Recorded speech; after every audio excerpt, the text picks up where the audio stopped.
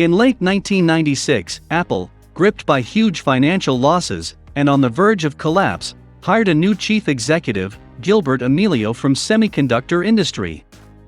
When Amelio learned that Apple, following intense and prolonged research efforts, had failed to develop an acceptable replacement for the Macintosh's aging operating system, he chose Steve Jobs next, buying the company for more than $400 million and bringing Jobs back to Apple as a consultant.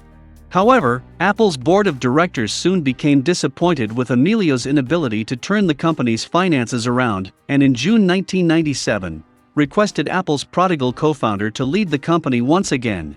Fresh off a partnership deal with Microsoft that injected Apple with $150 million, one of Steve Jobs' first goals as CEO was to review the company's sprawling product line.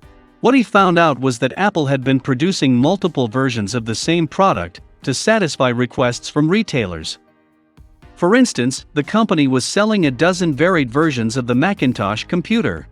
Unable to explain why so many products were necessary, Jobs asked his team of top managers, "Which Apple product do I tell my friends to buy?" When he didn't get a simple answer, Jobs got to work reducing the number of Apple products by 70%. Among the casualties was the Newton Digital Personal Assistant. Unfortunately, the cutbacks also resulted, in part, in a workforce reduction of about 3,000 employees. Deciding what not to do is as important as deciding what to do. It's true for companies, and it's true for products. Jobs mentioned in an interview. He resisted the temptation to make machines that ran Microsoft's Windows OS, nor did he, as some urged, spin off Apple as a software-only company. Jobs believed that Apple, as the only major personal computer maker with its own operating system, was in a unique position to innovate. In 1998, Jobs introduced the iMac, an egg-shaped, one-piece computer that offered high-speed processing at a relatively modest price, and initiated a trend of high-fashion computers. By the end of the year, the iMac was the nation's highest-selling personal computer.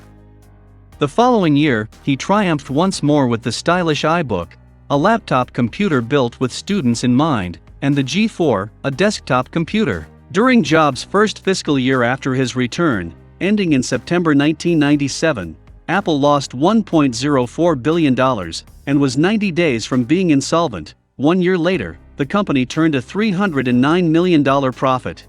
Though Apple did not regain the industry dominance it once had, Steve Jobs had saved his company, and in the process re-established himself as a master high-technology marketer and visionary. In 2001, Jobs started reinventing Apple for the 21st century. That was the year that Apple introduced iTunes, a computer program for playing music and for converting music to the compact MP3 digital format, commonly used in computers and other digital devices. Later the same year, Apple began selling the ipod, a portable MP3 player, which quickly became the market leader. In 2003, Apple began selling downloadable copies of major record company songs, in MP3 format, over the internet. By 2006, more than 1 billion songs and videos had been sold through Apple's online iTunes store. In 2007, Jobs took the company into the telecommunications business, with the introduction of the touchscreen iPhone, a mobile telephone with capabilities for playing MP3s and videos, and for accessing the internet.